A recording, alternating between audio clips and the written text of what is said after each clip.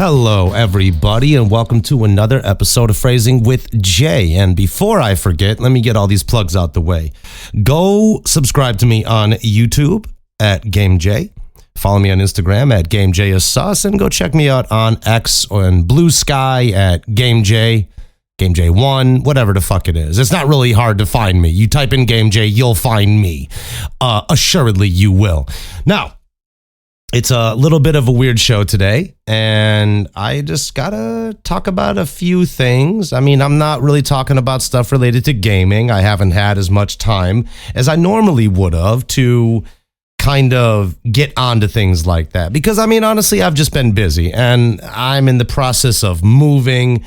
So if anybody has dealt with, and I'm sure all of you have, if anybody's ever dealt with the whole thing of like moving to a different location, you're trying to get the keys and get all the stuff prepared, and I just got a whole bunch of shit on that side. But look, no one actually cares about that. We're here to talk about whatever we're going to get into talking about today, and that's what we'll do.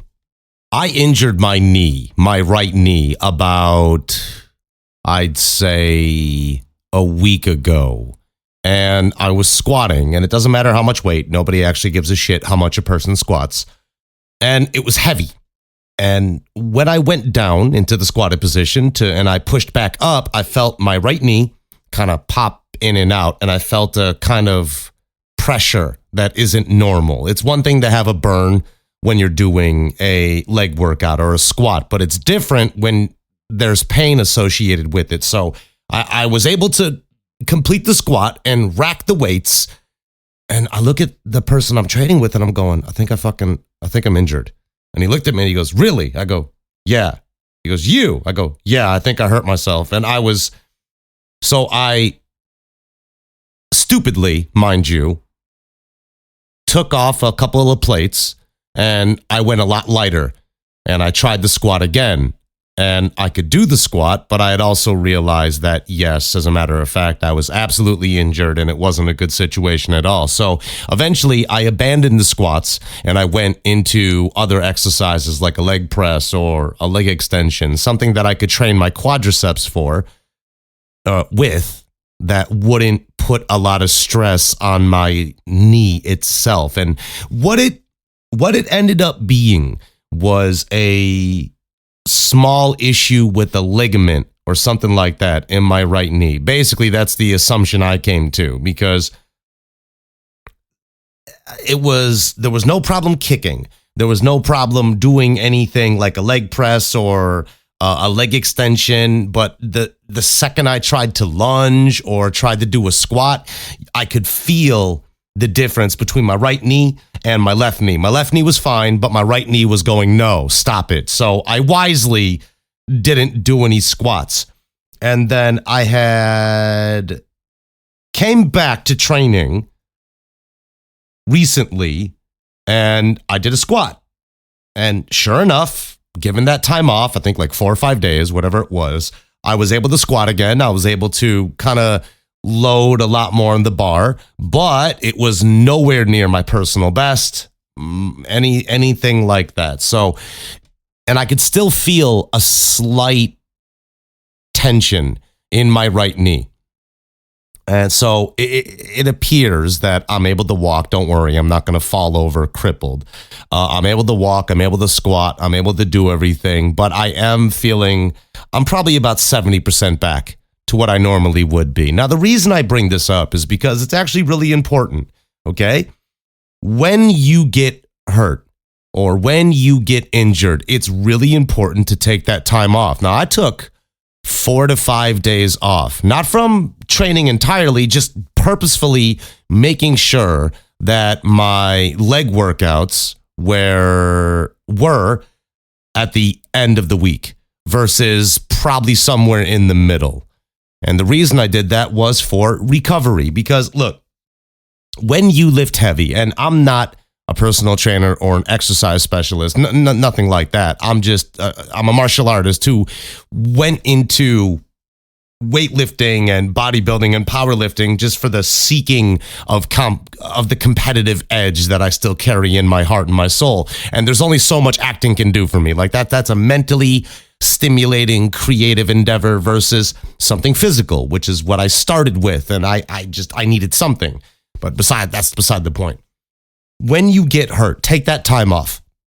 You're doing yourself no favors if you go into training and just try to work through it. Like, that'll just get you injured. That'll take something minor and turning it into something far worse that you're going to have to deal with. And the last thing I wanted to do was really fuck my knee up and then having to do something terrible like go get surgery. So this is a lesson for everybody. If you get hurt, don't train that body part. Let it recover. And I know it sounds simple. It sounds day one. People are probably listening going, yeah, Jay, no fucking shit. If you get hurt, don't train that body part. Aha. Well, it's a lot harder than you may think, because if you have the mindset or you want to win and you want to compete and you're salivating at that opportunity, you're going to make some compromises in how much you recover. But the whole point of this conversation and why I even brought up the knee injury in the first place, that is getting better, mind you.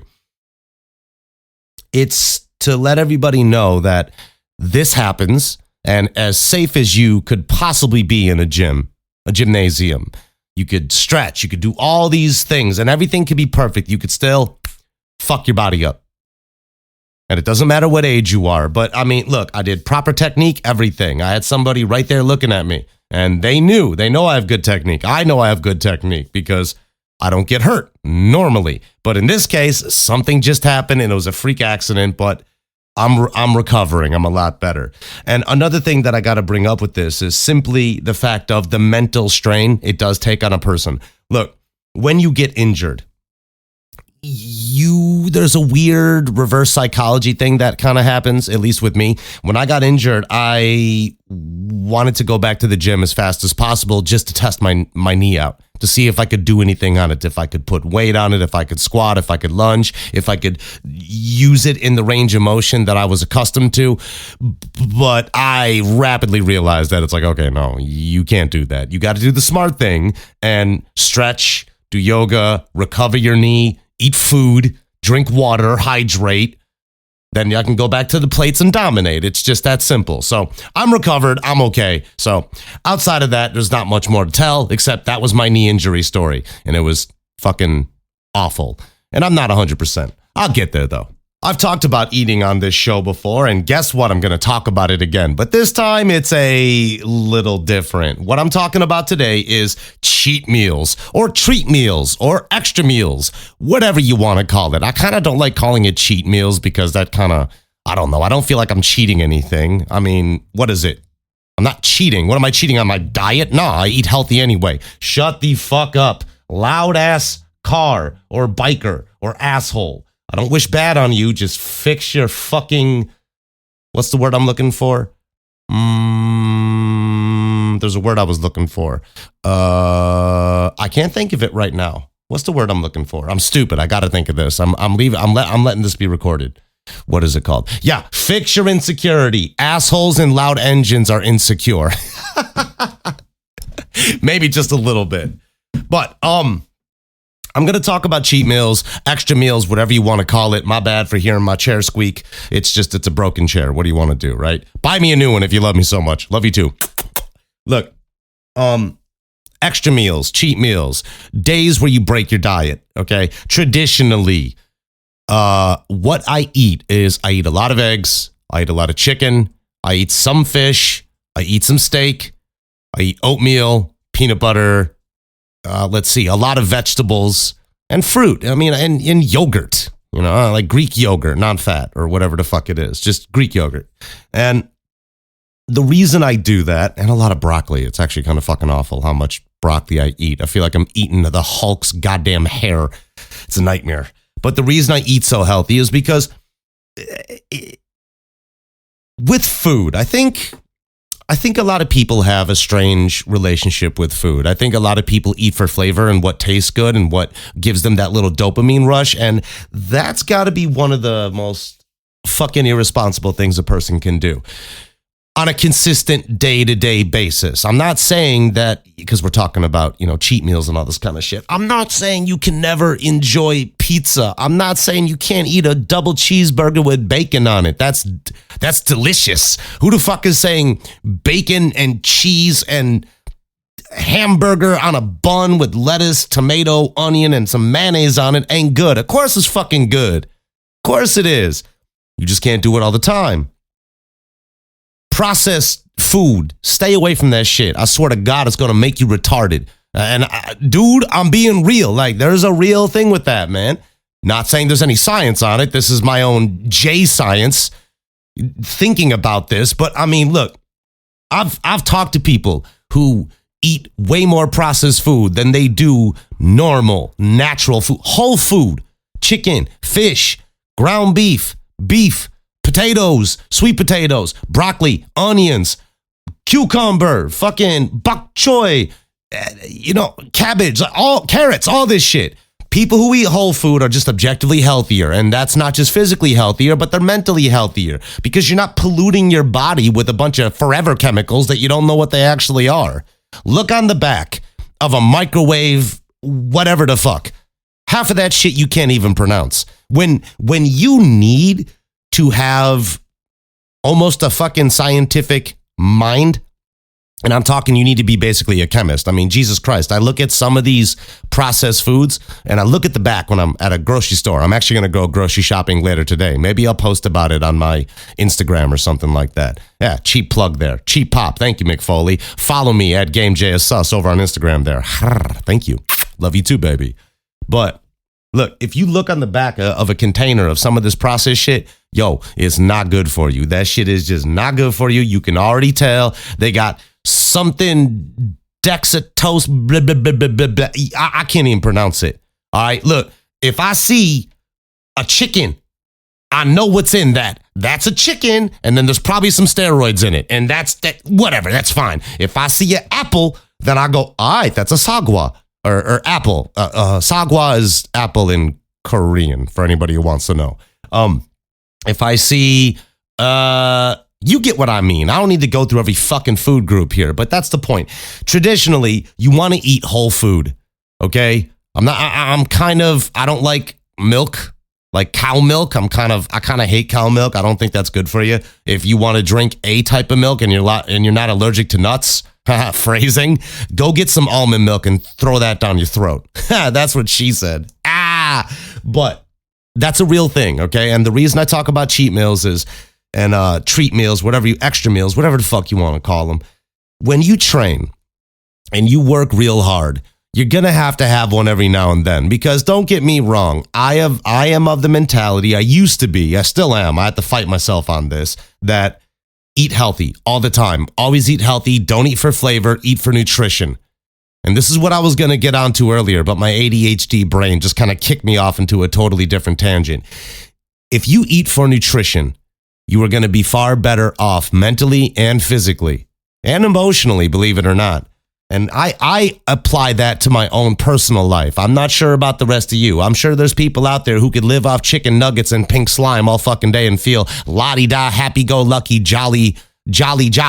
I'm not one of those people. If I eat a Big Mac, I feel like shit. I'm not going to lie. However, there's a reality here that I take in so many goddamn calories a day. And it's always healthy on the majority. But sometimes I hate to even use this example, but I heard this from The Rock, of all fucking people, a guy in his 50s who looks more like a gigantic steroided out thumb, who is clearly on fucking, performance enhancing drugs. I don't care if he never admits it. If he admits it, he's going to fucking crumble his whole fitness empire.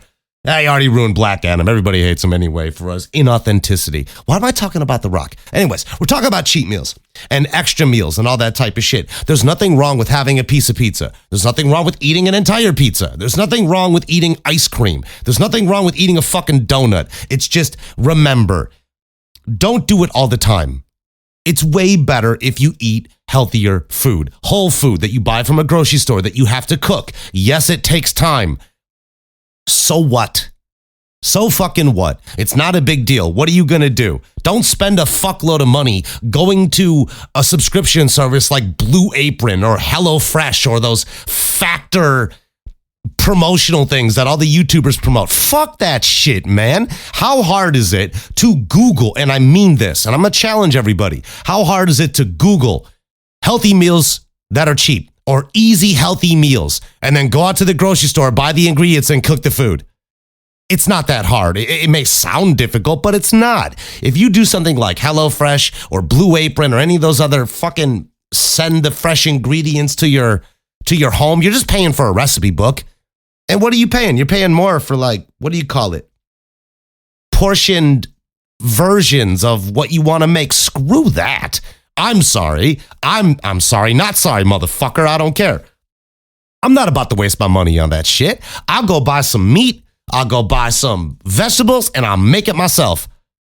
How hard is it for me to Google? Some of you got Alexas or Siris or Google Echo Dots and whatever. Just scream it into the virtual assistant. Oh my God, I can't even believe we're in a time and place now where people are going, hey Alexa, give me an easy rest. Just fucking Google it, guy or chick, whoever you are. It's not that difficult. But look, cheat meals are okay.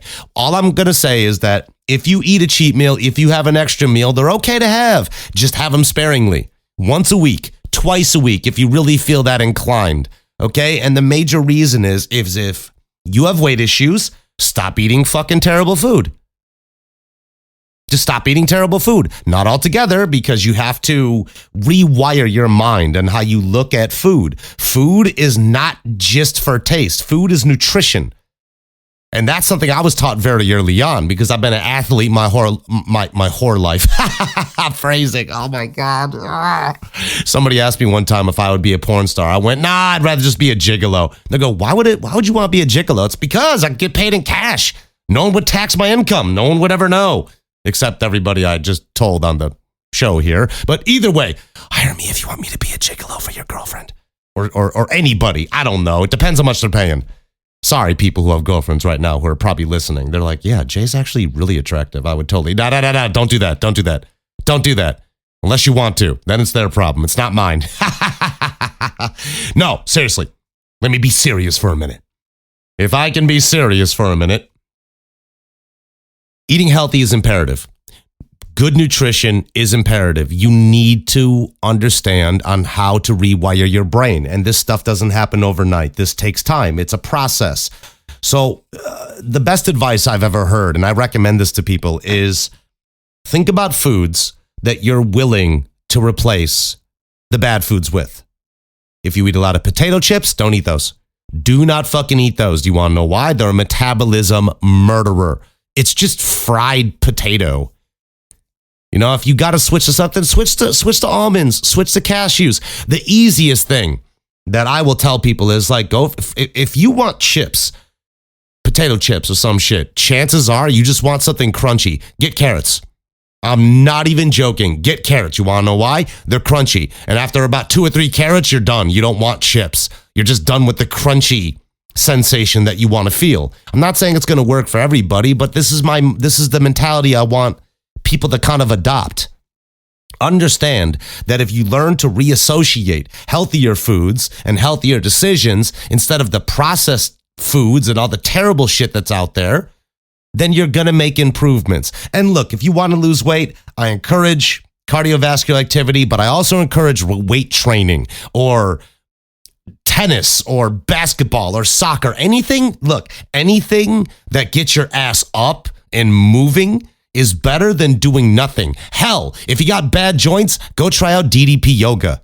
Okay? Nobody has an excuse now because DDP yoga has found out a way. Diamond Dallas Page, the pro wrestler guy, him, he figured out a way to make your heart rate skyrocket and you don't even have any high impact on your joints. Anybody can do it. I've tried it. You know what those workouts do to me? I'm in really good shape. You know what they do to me? They fucking cripple me. I am dead to the world after I do a DDP yoga workout. That shit is intense. It's fucking crazy. So I highly encourage you try stuff like that. And when I'm talking about exercise and tying it in with nutrition, it's one of those things where you have to find what works for you. If you like going for walks and you could walk miles and that's cool, then do that. Get into your 10,000 steps. Get your 20,000 steps. And then maybe you like home workouts. Maybe you found a fitness influencer you like. Be careful about those guys. Don't buy their supplements. Don't buy any of the shit they're selling you because it's a fucking lie. Okay? All you need you don't need supplementation. You know what supplements are? We've talked about this. Supplementation is for the additional nutrients, the additional supplemental shit you need in your body that you're not getting in regular meals. They're not meal replacements. That's an entirely different type of conversation that I'm not going to have now, because there's other stuff I want to talk about pertaining to voice acting and probably fitness stuff and other shit that I got going on in my little jelly meat canister here. But basically what I'm saying is, if you learn to rewire your brain to eat healthier, it doesn't happen overnight. Replace it with small things at first, and then over time, you're going to feel better about it. And then you'll start seeing results. And the way to lose weight is depending on your genetics, depending on how much activity you have, depending on what type of food you eat. As long as you're taking in less calories than you're burning, you're okay. You will start to lose weight. It's not going to happen overnight. I'm sorry. And this is a real apology. I'm sorry. There is no magic formula to lose weight. I don't care.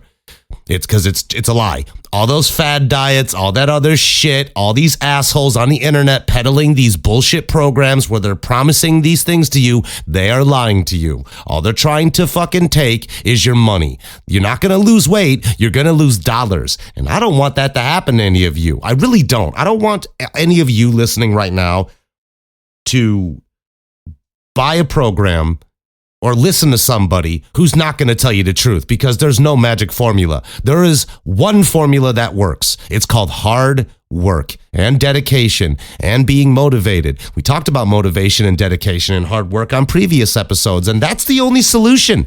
There is no secret formula. It goes in every aspect of life. If you want to become a better computer engineer, what do? There's no fast tracking that shit. You have to practice. You have to spend a certain amount of hours before you get good. Just like exercise, just like learning how to make better choices with your eating habits. It's just the truth. There's no secret formula. It's hard work, becoming motivated, then staying dedicated to the goals that you set before you.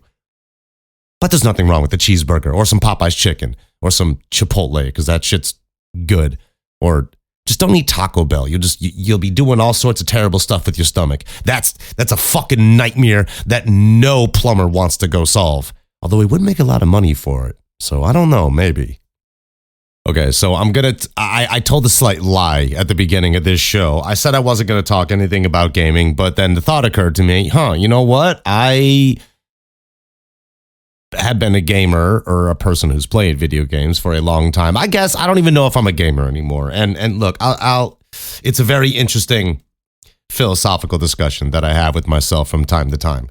But a big thing that I'm going to talk about today is why I actually don't play big budget games anymore. And the first question that it's not even a question. The first thing that probably comes to people's minds, it goes, yeah, no shit, Jay, because big budget games are expensive as fuck. It's mostly about battle passes and microtransactions. It's everything Jay hates about video games. And yes, you would be absolutely right. That's exactly why I don't play a lot of multiplayer-oriented, big-budget, quadruple A games anymore. That's another thing. Quadruple A? Get the fuck out of here with that shit. Are you kidding me? I understand that from a business perspective, video games have gotten into this place to where the budgets are even bigger than ever. Shut the fuck up, phone. The graphics look better than ever. I mean, Jesus Christ, video games are genuinely confusing my eyes with real life. I mean, sometimes I see environments and I go, that looks like real life. That looks like the real world. And then I see the rest of the video game and I go, no, that's a video game. That's not real life. No, it's close. You almost had me, video game, but then I saw the character and the character model. I went, no, that's a video game. But a reason I don't play a lot of big budget video games, outside of the reasons I just gave you, and that's more of a multiplayer-oriented focus, is because I'm genuinely not interested in the offerings that video games have been giving me. Okay, I'm not judging anybody else for playing video games. I don't give a fuck what you do. That's up to you. Like everybody listening here, it's your life. You could do whatever you want. You could spend your money on whatever you wish. That has nothing to do with me. That's not my concern. The only thing that I would like is that you not get ripped off and lose money when you get these big budget video games, because a lot of them are paint by numbers. I mean, Jesus Christ, what's that latest video game that just came out. I think it's out. I don't even remember. I think it's Assassin's Creed Shadows or something like that. It's an Assassin's Creed game. All right. There's nothing wrong with Assassin's Creed. Okay. It's a single player experience. I'm pretty sure there'll be microtransactions somewhere out there. I know that game is known more for its controversy rather than the actual video game itself. And that simply is what it is. Ubisoft is a fucking stupid company right now. They're making all the worst decisions possible. That's their own downfall. But big budget games do not interest me. I'm not interested in playing these things. And I couldn't even tell you what's coming out now. I couldn't. I absolutely could not tell you because I don't care. I really don't. If I want to play video games, I will probably play something for my segment that I haven't done in a while, but that's because I've been busy with voice acting and writing this comic book and all this other stuff that I have going on, like my commission work, all the freelance work, acting, all the stuff that pays my bills. And I haven't had the interest to go back into the modern gaming scene because honestly, at a certain point, and I remember when I was doing a podcast or a show with, Roshu and Cobra TV and Legacy Zero and all these other people, right? Throughout the course of my entire career that I've been an entertainer of some type, and how many of you people know me. I just do not have an interest to go back to certain AAA, quadruple A properties because they traditionally just don't interest me anymore. I'm not interested in spending $60, $70, $80 for an incomplete game where if I want to get the complete version, I got to spend up to 110, 120. No, I'm sorry. That's just too much. That's too much of a commitment. Okay. If I'm going to spend, let's say base level, $70, $60, whatever it is now for a video game, it better entertain me. And what I've realized, and what a lot of you are realizing nowadays, is that the video games that are coming out today do not entertain you. One of the worst things that ever happened to video games was games as a service. And I talked about this a long time ago. Hell, it's probably been about almost 10 years ago when I was talking about this stuff. 5 years, 4 years, whatever it was. Years ago, I was talking about this and how it was going to fuck up the video game industry, how microtransactions and downloadable content and season passes and battle passes and all this shit was going to ruin video games. And sure enough, it happened. And all my nightmares that I warned everybody about, and not just me, there was myself and many other people that I cannot name right now because I don't, as everybody knows, I don't really watch anybody else. I may post on the internet, but I am a true poster and ghoster. I don't give a fuck. I post my offerings and then I'm out. I don't watch shit. I just don't. I'm not interested in it. I don't give a fuck what anybody else is doing out there because it's none of my business. What is it? I know I sound venomous right now, but I'm just, what's it called? I'm passionate about what I do and what I say. What does it affect my life? Why do I need to hear somebody else's opinion on something that I already know about? And I mean this in the sense of video games. I'm not talking about something that makes real sense. Okay, if it's about health issues, yeah, I'll listen to somebody who's a doctor. I'm not going to listen to Joe Bro over there on what his fucking opinions are about shit. He doesn't fucking know what he's talking about. That's just what it is. So when I think about video games and why I don't go into the modern industry is because I'm not interested. I'm not interested in the scam that it is today. I don't care, and I don't want to play them. I really don't. Look, I have a PlayStation 4 right now. I've turned it on once, and that was a download Call to the Lamb. Shout out to May May. Thank you, sweetie. Love you for getting me that game.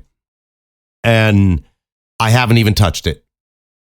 Haven't even touched it. And it's not because I don't want to play it. I absolutely am going to play Call to the Lamb. I will tell everybody about it. I'll give you guys my thoughts. Hell, I might even do a whole fucking podcast on it. Oh, God damn it. I said it again. I might even do a whole show on it. I don't know. I really don't know. But I will play it. But that's because May May and the rest of my freaks out here, my shades, all of you have done a wonderful thing in supporting me and giving a fuck about what I say and on whatever the hell I talk about. And you guys care. And I've become part of your lives. So I'm happy to give you my thoughts and my opinions on things. But modern video games, I just don't. You know what it is? I would feel guilty if one of you bought me a modern AAA quality game when it was new. I would feel bad. I would go, are you fucking kidding me with how the state of the world right now? The state of the world right now is insane. Housing prices are going up. Rent's going up. Car insurance is going up. I mean, food costs is going through the roof. Everybody's fucked. Everybody's fucked. And the governments used to hide it, but now they're going, ha, ha, ha, ha, ha. Give us your money. We're going to take all your money. Oh, almost threw my voice. But yeah, that's pretty much the reason I'm not interested in big budget games anymore. On top of it, they're just cut, copied, slapped together, put in a box, and then sent to your house. And I'm just not interested in it. I don't like it. I don't like the direction the video game industry is headed in. So I won't participate.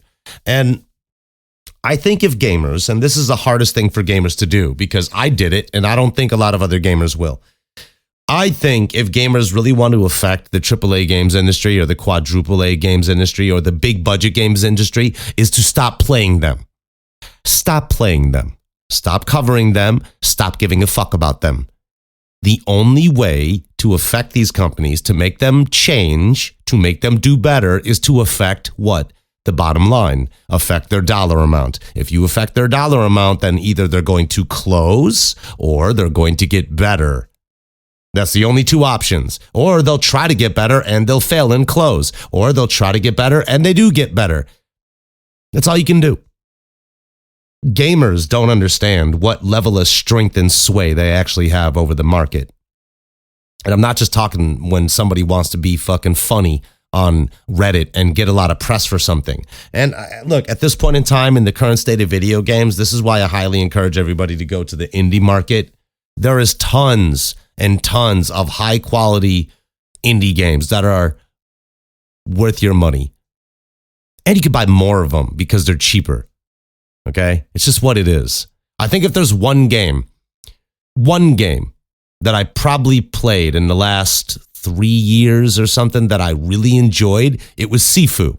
Of course, it's the kung fu game where you're a martial artist and your father died and then you got to rescue him and then you're doing basically a Jackie Chan Jet Li movie throughout the entire game. But every time you die, you can resurrect back to life, but you age. That's such a cool little gimmick.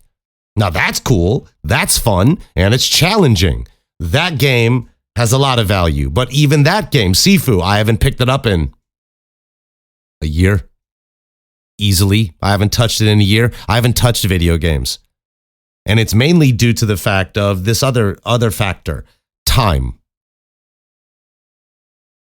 As we get older, as we get more responsibility, video games become less and less and less important. Unless it is your main hobby. And if it's your main hobby, I understand that. You're going to love it. But understand that if video games are going to be your chosen hobby, your hobby, what you love doing, dude, start a Twitch channel, make a YouTube channel, just try to make some money back off of it because what they're charging you to enjoy that hobby is almost robbery. I mean, fuck. I'm imagining AAA publishers are like Somalian pirates, using RPGs on your cruise ship, which is your bank account, draining all the money into their greedy little fucking hands. It's shameful, man. Shameful. And it's not even video games in a way that I have an issue with. It's really the corporate side of things. It's the way they would rather make money off the player base versus give them something that they want to play, that they authentically like and would enjoy for years to come. And I wish shit would change, but I also know that it won't. And that's a big reason why you're not going to see me go back into the video game headspace for a while, because I do not have any faith in AAA, quadruple A companies ever changing their minds. At the same point, after you've heard me say all this, I don't believe that game is going to change either. I don't think it'll change. I think gaming is too big to fail. I don't think we're going to have a games crash like we did way, way, way, way back in the day. I don't think that's possible anymore. I think you might see some major studios close and The landscape of video games may change, but everybody's so isolated and locked in their homes now. Everybody plays video games, stares at their cell phones all day, and don't talk to each other. It's so weird. It's so weird because I remember, and this proves how old I am, I remember when video games was something that was almost like a shameful hobby to have. When you were locked in your basement and you were playing video games and you were kind of looked at as a nerd. And in a weird way, that's when video games are more enjoyable to me. I felt like at that point in time, now this is total nostalgia talking, all right? Objectively speaking, I'm self-aware enough to understand when this is nostalgia versus what it actually is, because video games now have never been more popular, they've never been more accepted, and that should make everybody happier. It really does. It doesn't make me happy. You know what it makes me feel? It makes me feel somber. It makes me feel ambivalent. I have two feelings about it. I feel happy for all the gamers who still love being gamers and are vocal about it. But what I don't like is that endless merchandising when every Tom, Dick, and Harry can call themselves a gamer when they're not. And then you got to branch in the varying types of gamers, from a casual gamer to a hardcore, blah, blah, blah, blah, blah. You can go on and on and on and on and on. The point is, I remember when video games was a hobby that wasn't as popular as it is today. And those were the days that I liked better, because that's when video games were fun. The further we got in history with video games, the less fun video games became. It went from play this game that I really like, that I'm going to play repeatedly because I love it so much, to now I got to play a game and the only way to progress is basically to buy shit. And I don't want to do that. And as you get old, and I'll backtrack a little bit to what I said earlier about age. When you're younger, you have all the time in the world. You can play all the video games you want because you don't have responsibilities. All right. When you get older, when you have a job, a car payment, a mortgage, bills, some of you have kids, all that type of shit. You're trying to save up money so you can move out of your house or your apartment or wherever the fuck you're going to, right? That is different. And then video games take a back seat, or they fucking should. They should. If you're in a situation where you need to improve your life and you're still at home playing video games instead of fixing your fucking life, then that's a mistake. That's up to you. Do you? But I will highly advise you that you fix your life before you go spend money on a fucking luxury hobby. Because that's what it is. It's a luxury hobby.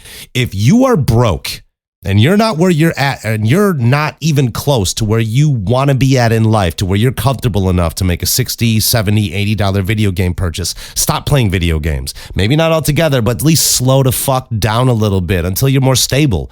Don't fuck your life up. That's just what I'll say. Don't fuck your life up. And that kind of went past video games, but I think you got the point. Big budget video games no longer interest me. They're not something I want to play. If I am going to go into anything, it's probably going to be to the independent games market. The major reason is that is where games are more creative. That is where they're more inspiring. That is where there's more freedom and there's more experimentation and there's more expression that video game developers are allowed to have versus big budget, overbloated, overblown, paint by numbers video game titles that everybody just, what do you actually care? I don't think anybody cares. Now, don't get me wrong. There are certain franchises that'll never go anywhere. And those franchises will evolve, they'll adapt, they'll change with the times. But those aren't franchises I'm interested in. I'm not interested in Call of Duty. I'm not interested in Battlefield. I'm not interested in hero shooters. I don't care about Assassin's Creed. I don't want to play any of that shit. I've played it before. I've already played them. And guess what? These goddamn things are played out. I'm no longer interested. And I don't know why other people are, but I can't judge them. It's up to the individual taste to decide if they want to play something or not. I cannot like it as much as I want, but after everything I've said, it still doesn't mean that I judge anybody else for buying these things. All I'm saying is that just be real about it. Be pragmatic about it. If you're supporting AAA video game companies and all that kind of shit, you're going to be part of the problem eventually. It's just how it is. If you bend and you buy this shit and then you kind of don't have a right to complain, because you're contributing to the problem that is the overblown market of modern gaming. And if you follow trends, you're part of the problem too. Stop doing it. But I know you won't. So it's kind of a useless argument. But either way, there you go. That's why I don't play big budget video games anymore. Kind of sad, a little bit mean, but hey, fuck you. Sometimes you need to fucking hear it. I talk a lot about acting, about voice acting in particular. Well, actually, I just talk about acting a lot because I'm a fucking acting dork and I can't get enough of it. I love acting. I think it's the only reason why I watch movies to this day when I have time to. I don't even watch movies for the fucking plot. I don't even give a shit. I really just watch to see what actors are in it, what they're doing, and how to become a better actor.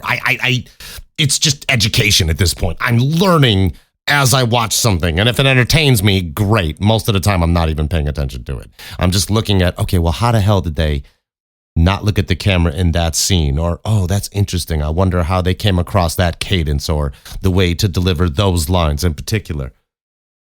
But for aspiring voice actors and just actors in general, but this is going to drift into the voice acting field. Actually, no. I take that back. As I say it out loud, I realize, no, this is just in general. Okay.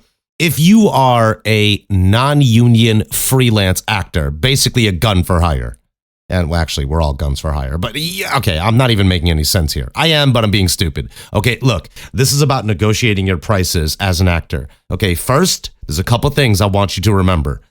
Never undersell yourself. Okay? So if you have the possibility of getting a role, say in voice acting, somebody's asking you to drop your rates. Okay? In voice acting particularly, say somebody's asking you for what do you charge? If you're experienced and you have been paid before and you have had enough credits to where you can warrant what you charge, that you know your worth, that's industry standard, charge them that. Tell them those rates. The worst thing they can say is no. And then you get into the negotiation table because arbitration is a thing. It exists every day. If they say no, you say why, and then they tell you. The second part that I'm going to tell you is don't overprice yourself. If you're new and you don't have a lot of credits to your name and you're an inexperienced actor, well, then guess what? You're probably going to have to work for cheap, or you may have to work just for a credit. It's called getting the reps in. You don't get to have the big budget money. Well, unless you're Jaden Smith. God fucking damn it. Jesus. You don't get to have the high paying roles until you're more experienced, because a lot of the times, and this is 9 times out of 10, unless you're a fucking Nepo baby, you don't have the experience. So they're not going to give you that shot. They're not going to pay you that much because you're untested. You don't have a demo reel. You don't have a show reel. You don't have a sizzle reel. You don't have a voice character actor. You don't have anything. So they don't know how good you actually are. You could have a great voice and be trash with it. It's like having a big dick and not knowing how to use it. You could have the biggest fucking schlong in the world, but if you don't know how to fuck, that girl ain't going to give a shit. And then you're fucked. That's just what it is. You feel me? Like, that's just the reality. I know I just associated voice acting with big dicks and how they don't, if you don't know how to use it, you lose it. But that's a thing. Do not overprice yourself. If you're beginning and you've gotten a few low-paying jobs or whatever, and you're building your confidence, then yeah, ask for a lower rate because you're inexperienced and you might need a little more time. Ask for an increase in a deadline, depending on what it is. Sometimes there's a flat rate, but I'll get into that in a second. This is pertaining to when you're giving your rates, because we talked about negotiating your prices. When you negotiate your prices, there's a couple guidelines that I've always gone under that has always served me well. If somebody asks me what my rates are for voiceover, I'm not going to tell you my rates. It depends, and it fluctuates with something else that I got to talk about. You have to figure out your price per word. So every word that you speak, you get a certain amount of money. Price per line, which is fairly self-explanatory. It's just how much you make every line of dialogue that you give them. Or price per finished hour of work. What that means is that, I think it's self-explanatory, but you get paid a certain amount for that particular hour of finished work. Now, you also have to document that. You can't just tell them you worked 5 hours with no proof. You have to show proof. And various production companies have you do it in different ways. I've had to fill out timesheets. I've had to send screenshots because 9 times out of 10, I'm doing something digitally. It's far and few between that somebody pays me and gets me a car to drive me out to a recording studio. It's happened before, but it doesn't happen often, where somebody pays me to go out to a recording studio, record the lines in the professional studio, and then I go back to my house. Like, that's stupid. Like, I tell them, why would you do that? I can literally record remotely, and I have the same equivalent of technology, and I'm a mixing engineer. I know what I'm doing, so it's not a big deal. And then there's a flat rate. And flat rates are interesting because sometimes if it's a one-off project and it's a certain amount of words and they offer you a flat rate, like I've had this happen to me in my Rolodex of clients that I work for. Every now and then, I don't want to give their name out because I don't know if they're cool with that, so I won't. But I work for a audio drama company who is independent, and every now and then, I'd say about at least once a month or once every couple of months, sometimes more, depending on what they have going on, they hit me up. They go, Jay, hey, I got this script for you. It's this many words. It's this amount of money. Do you want to take it? And then I look at the script. I look at what it is. If I like it, I go, yes. And then I do the lines and they pay me after they're submitted for approval. And I get the go ahead. They're like, yeah, good job. If I get a good job, I know my PayPal's going to get fucking money stuffed in it. So that's cool. And that's what you got to look at. So there's plenty of guides you can go along and use for pricing yourself per word, per line, per finished hour, and flat rates. And it really depends on you. It depends on your experience level, and if this is indeed a full-time profession or if it's just a hobby, that can affect things too. And what also can affect things as far as pricing yourself is the budget. You have to consider the budget of the production you're working for. I've worked with everything from small, independent, individual creators who are paying me out of their own money, out of their own pocket. I've worked with small-time studios, medium-sized studios. I've worked with advertising companies. I've worked with medium-sized ones, small ones, big ones. I've worked for video game companies of varying degrees of size and budget. And they all have a different budget associated with how much they've allocated toward the voiceover talent or toward the on-screen talent. It all depends. So keep that in mind. And sometimes just ask them what their budget is. You can just ask them. It's not illegal. I'm not saying you do it every time, but I mean, look, if you get a feeling that, say, the first negotiation they reject, and the second negotiation they reject, or whatever, there's going to come a point in time where you could ask them just like, okay, well, what's your budget? What can you guys afford? Especially if they're a smaller studio. Because look, I tell people I've worked with in the past, and I still say it to people to this day. I go, look, what's your budget? And they tell me, and I go, and sometimes I've done things for a little cheaper than I normally would, but it's because they're a smaller studio and they want me to act for them and they're willing to pay me the maximum amount they can afford. And I go, look, I'm not here to gouge you. I just need to be a smart businessman about this. I still have to make money. It has to be worth my time. Make it worth my time. And I don't say that in a condescending manner or, oh, I'm an actor, so I believe I'm owed this much. No, it's because I'm providing a service. I'm providing a service. And also figure out what they're paying you for. Figure out if they're paying you for just a voiceover or if they want you to mix and master things, because that's a totally different avenue of audio. And this is voiceover specific. If you're an actor, they're going to pay you and then you're going to do your acting and then you leave. Okay? Or you might have a deal with residuals or royalties or whatever the fuck it is. That depends on the contract. Once again, it depends on the size of the studio, the size of the budget, et cetera, et cetera, et cetera. You hear that, motorcycle man? Arrogant fuck. Insecurity is running wild in this country. I swear to God, the goofballs you see running around here. Fucking bitches, man. It's hilarious. It's actually kind of pathetic. But anyways. If you're doing voice acting and they ask you to record a voiceover, okay?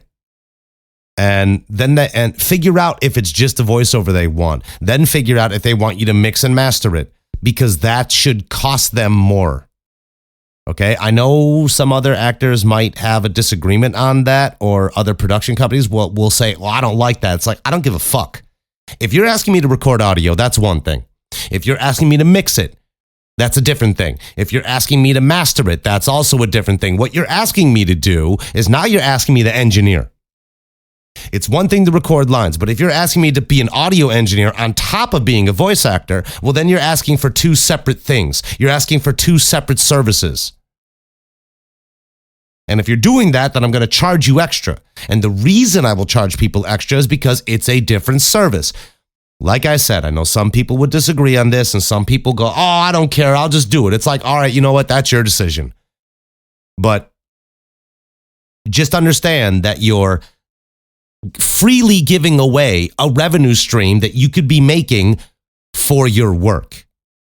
Don't give away something for free if you can get paid to do it. I'm not saying be greedy. I'm saying get paid for what you're good at. You be reasonable, obviously. Once again, look at the budget. Look at what this company can actually offer you. If it's a small independent creator, you might have to come to an agreement or a different negotiation. And also, on top of this, when you're negotiating your prices and all this type of shit, read your contract. Read your contract, all right? I'm doing a video game that I just submitted the lines for, and they sent me a contract. Obviously, what's the first thing you do?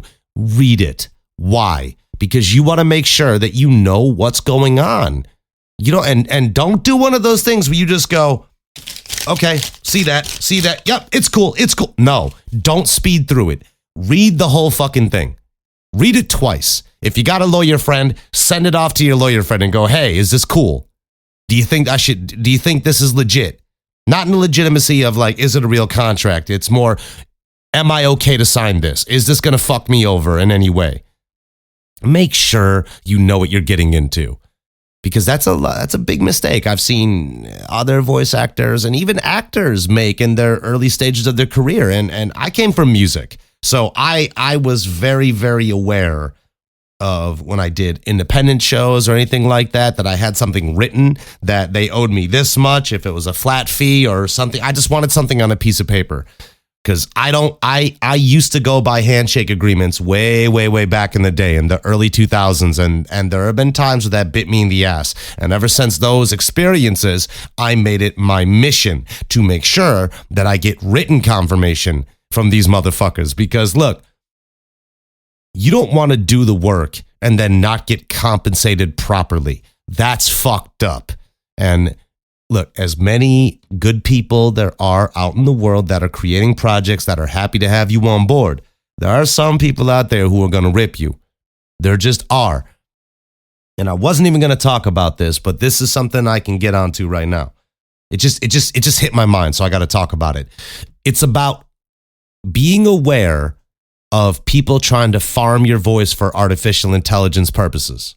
I'm not going to talk about this for an extended period of time, but this is just one of those deals where look at your casting calls. If you're a voice actor, look at your casting calls. Pay attention. If you see something that is too good to be true, they're paying a fuckload of money for something with not a lot of information on it. They don't have any proof of what YouTube channel or where it's going to go or anything like that. And when you contact them, they're just kind of finicky and they won't give you the information, or even on the casting call itself, the creator just won't give more information. It's probably fake. It's either a scam or it's somebody farming your voice for artificial intelligence, and you don't want that to happen. Look, if you get your voice farmed for AI, shit happens. It happens to every voice actor at some point in time. You just do an audition and you never hear anything back. And next thing you know, you find out, oh shit, that goddamn motherfucker was farming voices for AI. Great. Now I'm in the bunch. It happens. Okay. It does. However, do your best to avoid it. Thoroughly read your casting calls. Examine what resources they're using. Okay. And what I mean by that is, make sure they have proof. If they say they're doing something for a YouTube channel, contact them. Ask them to link the YouTube channel. show proof. If they have no proof, then the chances are you don't want to fuck with them. Or you could take the risk and fuck with them. Sometimes they're a new channel, all right? But most of the time, okay, look, I work for a YouTube channel called Sango Red, all right? That was in the YouTube channel, right? But they also were able to prove that. They showed me the channel. I asked them what was going on. They were not using it to farm AI. There's videos uploaded on it now with my voice. I'm the narrator on that channel. Go check it out at Sango Red. Shout out to my boys over there and girls, because I love you. Love you very much. It's just be smart. It's just like looking over a contract. Read your casting calls. Check out what's going on with this stuff. And a lot of companies right now, small, medium, large, independent contractors and creators of all different types, they are going to sign an AI waiver, which states that if you agree to be on this project, they are committing in good faith that they won't use your voice for artificial intelligence. And that's wipe the hands of it. That's pretty much it. Just use common sense, even though I know common sense isn't common anymore. That's a myth. Read shit thoroughly. And if something feels too good to be true, or you think something is suspicious, reach out. If they have problems getting back to you about something that you feel is suspicious, just don't audition. Just don't audition. Fuck them. Okay. This is still about voice acting specifically, but this is slightly different than some of the normal stuff I talk about. A lot of the times I kind of tell people price points and how to behave in auditions and all this other stuff. I'm going to talk about microphones for a second. And now hold on. I know what you're saying. They go, Jay, I know, get a good microphone. It's not that fucking simple, stupid. Okay, it's really not. Okay, look. The quality of a microphone is only a part of the battle. Okay? You have to think about a few things. Yes, you have to think about a quality microphone. If you are going to be taken seriously as a voice actor, and I'm thoroughly serious when I say this, do not waste your money on a USB-based microphone. Don't do that. Get an XLR microphone, get a fucking preamp or an interface, and learn how to use it. It is in your benefit. It is far better and far superior to have real control over your sound. Also, think about your space. Think about your actual environment. If you're in an environment where there's a lot of heavy echoing and you got a lot of hard surfaces everywhere, you're going to have a lot of background noise and you're going to have a lot of echo.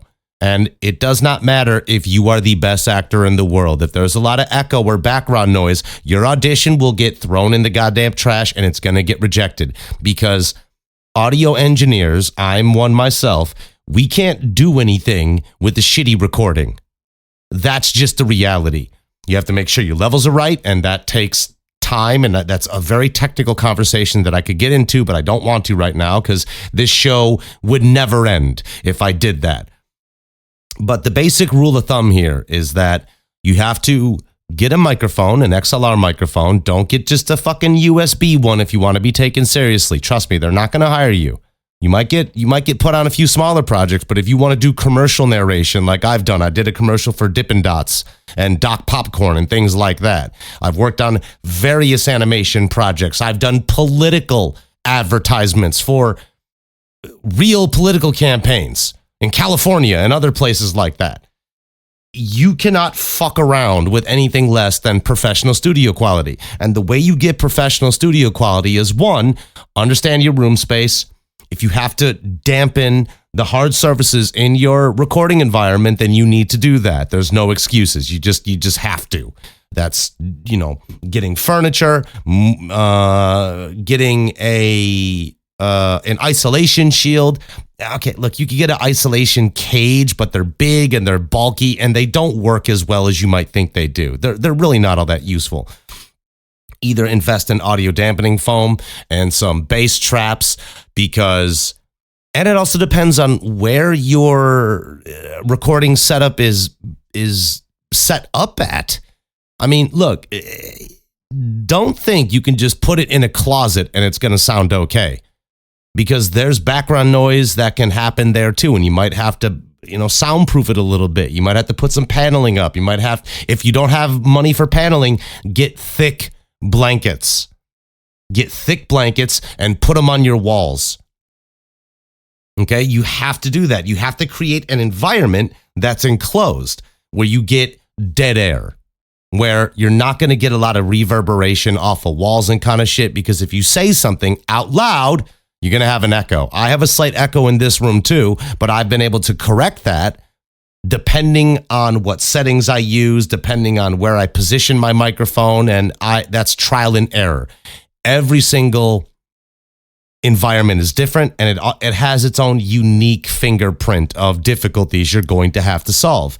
When it comes to microphone selection, yes, you can go out and buy a Newman. You could buy a fucking Shure microphone. You could go buy a Rode, whatever. But you also have to remember that that's only part of the battle. You still have to understand how to use that microphone, and then you also have to think about your voice, okay? I have a very deep voice by design. That's just the gift that I was given from the acting gods. They just gave me a nice voice, and I don't know why, but thank you very much. And everybody who loves it, I love you too. You know I do, baby. But different microphones pick up different frequencies in different ways. It depends on how big the, what's it called? I can't think of the name right now, but it depends on how big the actual part you speak into is. It depends on what company, because different companies can affect what type of pickup and frequencies, and on high noises, on low noises. It depends what it's picking up. They all matter. Now, I have a Rode. Okay, I don't remember what it is, but it's one of the higher end ones that are like, just, it's a professional quality microphone. And I don't even use it. I don't use it. I don't give a fuck. Why? I don't need to. I have another microphone that I'm using right now. This is an SE2200. Now, an SE2200, this is technically my backup microphone. And the reason I use my backup microphone more than I use my other one is because this backup microphone is versatile. This SE2200 is pretty much good for anything that you could use it, you could need it for. It's good for vocals. It's good for podcasting. It's good for voiceovers. It's good for interviews. It's good for streaming. It's good for anything you could need it for. And it's under $500.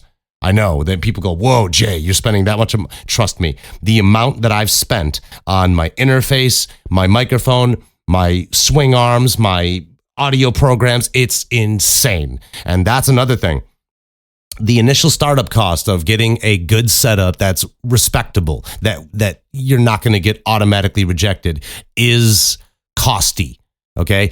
Don't go fuck around with the Audio Technica 50, whatever the fuck. Don't fuck around with Blue. They don't know what they're doing. I got nothing against them as a company, but like they're subpar as far as good professional quality microphones. If you got to go Shure, go get a Shure microphone. Just make sure it's within your price point. And you know what? If money's an issue, then save. Because microphones are something that you can't fuck around with. Like if you get a shitty microphone, it's going to sound shitty. It's just the reality of it. And if you submit that shit to an audio engineer, you submit that into an audition, that production is just going to reject your audition because your microphone quality isn't good enough. So it's a couple of things. You need to understand your recording environment. You need to understand the type of microphone you have. Do not get USB microphones. I'm not saying you can't. I'm just saying that you're going to have a lot harder time utilizing USB microphones versus an XLR, because an XLR microphone gives you full, complete control of the sound of your audio that you're projecting out into the microphone, into your DAW, your digital audio workspace. And for the love of fucking God, it's okay if you use Audacity. Okay? I got nothing against Audacity. I still use Audacity to this day for little things, for quick things when I'm on the go and I just need to record something for somebody. But I used Adobe Audition, I've used Logic, I've used Reaper, I've used FL Studio. There is a multitude. Pro Tools, I love using Pro Tools. Pro Tools is dope, but that's more for music creation. I also kind of fuck around between Pro Tools, FL Studio, Logic, and Reason. And Reaper. I think that's what it's called. I don't remember. But I use a variety of different programs, and that's all for different reasons. But the thing is, Audacity is an open source, good beginner level program that you can use. It has a decent range of effects that you can use: compression, noise gate, noise cancellation. It has loudness, normalization. It has an okay equalizer, but you might have to go to the Muse Hub to get a better one that gives you a little more control over your frequencies. And hence, this gets into something different. This gets into the audio engineering side of things, which I will go over on another day if people want me to talk about it. But basically, I've just kind of given you a brief summary of what you need to think about if you are really considering doing anything like voice acting. You have to be just remember that a better microphone doesn't mean you're done. You have to think about other factors, like I just talked about audio dampening, room environment, what type of voice you actually have, if that microphone suits your voice. So you might have to just buy a few different microphones over a course of time. Okay, over a course of time, and figure out which one works for you, which company suits your voice the best, because your voice is the tool, and you got to take care of that voice. So that means take care of it. Don't blow your voice out. It's okay if you got to scream. Just take care of it, man. Because if people are paying you money to use your voice, then why wouldn't you take care of it? It's just like an athlete taking care of his body because he or she has a physical job and that's their profession. That's how they make money. So just word to the wise. I'm about to wrap up here, but before I do, I would just like to extend my thanks to all of you. Phrasing with Jay is a weird show. Sometimes I have interviews on, sometimes we talk about acting, sometimes we talk about animation and all this other stuff, behind the scenes things. Sometimes I talk about video games, sometimes I talk about movies, sometimes I talk about acting and all this other stuff that goes into being an actor and a voiceover talent. And look, I'm nobody famous. Okay, yes, I know I'm Planet X on the solar balls and I love you too. I love you too, all the solar balls fans. I love all of you. Anybody who's followed my work anywhere, of course, you have my deepest appreciation, and I'm very thankful for that. But my goal was to never get famous in acting. I don't give a fuck about fame. I give a fuck about having financial stability in what I do. As long as I'm able to pay my bills and pay my car insurance and my rent, that's all I care about. And if I get to do cool shit like this for everybody who they can enjoy and kind of make a soundtrack to their life, then I'm even more grateful. So thank you to everybody just who's been following me for years, and for perhaps the new people who are listening to me right now. I mean, I really do appreciate you. I'm going to try to keep my uploads as consistent as possible, because as a lot of people who know and some who might not know, I just got a new apartment, so I'm in the middle of moving, and moving is hectic. So I will do my best, and that's all I can say. I can't promise anything because I'm not going to make a promise that might fall through. So I'm going to try my best to keep the uploads consistent as I can, and that's pretty much it. I'll let you guys know. Join the Discord. Join the 50 Shades of Jay Discord, and I will leave a link in the description, and thank you. All right? Have a good one. This concludes your broadcast day with Phrasing with Jay. Go get laid.